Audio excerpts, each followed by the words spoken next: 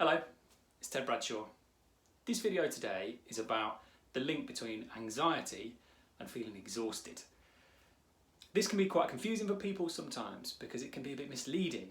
Often people will come for help and they say, I don't know what the main problem is. I don't know whether it doesn't feel quite like depression, but I know that people that are depressed are exhausted and shattered all the time, and I certainly get that, but I'm up every day doing loads of stuff.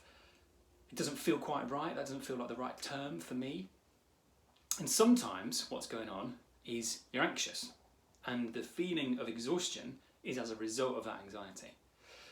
So one way of me putting this across, or the simplest way of understanding how come this exhaustion happens, is an anxiety response, the physical response of your body, is partly your heartbeat goes faster and your breathing goes faster too.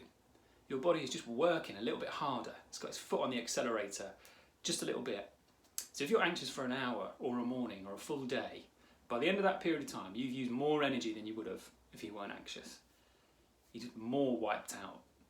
That's a very sort of basic understanding of it.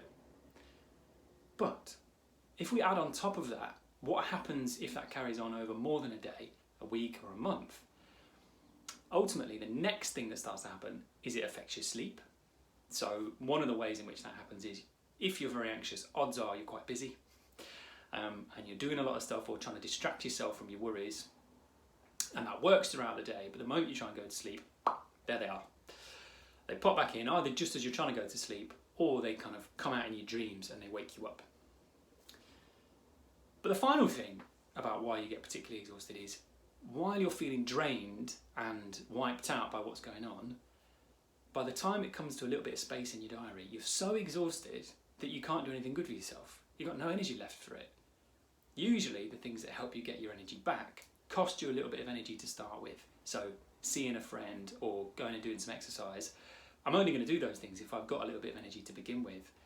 And if that goes on for a period of months and I do less and less of the good things and I end up spending more and more time just kind of crashing out, that's where it can tip over into depression, into a place where there's no joy left in my life and I can't really see the purpose and I can't really face getting up. What this means is, if all you do to try and tackle your anxiety to begin with is just work on giving yourself a little bit of energy back, or doing some things that just take the edge off that anxiety response, like breathing or walking, that's a really good start. I hope that's helpful.